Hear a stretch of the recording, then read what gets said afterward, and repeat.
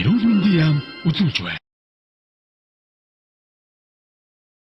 Дэлхийн улс орнуудад улаан борхны өвчл бол дэгдэл хэлбэрээр гарч хүлийн дэгдэл ихтэй.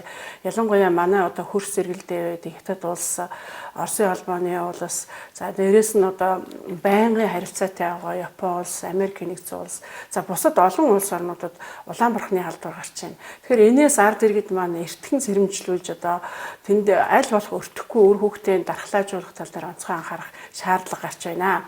Манай улс бол 2015-16 онд бол улаан борхны том дэгдэлт гарсныг та нөхдүүд мэдж байгаа. Улаан борхны халдвар бол бусад амьсгалын замын халдваруудын дотор маш одоо халдварлах индекс өндөртэй.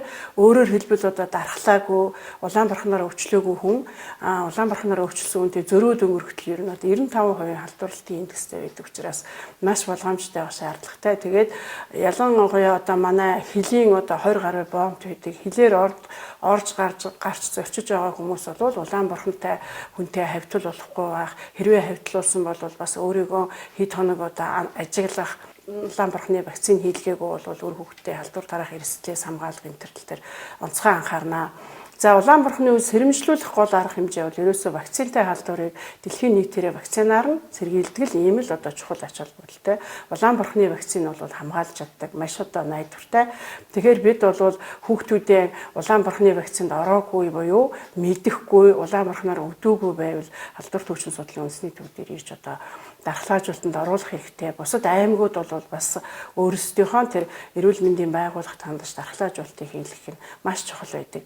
Вакцинд ороод дархлаажуулалт хийлгэсэн байх юм бол улаан борхноор өвдөх эрсдэл бол бараг одоо гарахгүй гэдгийг та бүхэн ойлгох хэрэгтэй.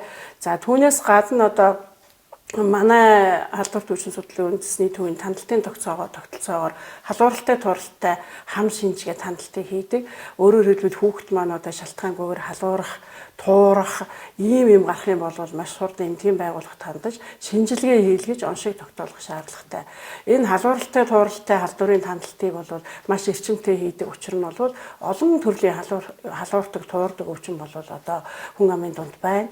Улаан эсрэг нь байж байна, салхин цэцэг байж байна, улаанууд гэдэг ийм олон халдвар байдаг учраас шинжилгээ хийлгэж хүүхдийн одоо оншийн тогтоолох гэж чухраа. Тэгээд хамгийн эцэст нь одоо ард иргэдэд зориулж ирэхэд халуурсан, туурсан хүүхдийг хэнэггүй одоо орхиж болохгүй. Эмчтэй заавал үзүүлээд шинжилгээ хийлгэж тэрнийг одоо оншийн тогтоолох нь чухал гэдгийг та бүхэнд зөвлөе.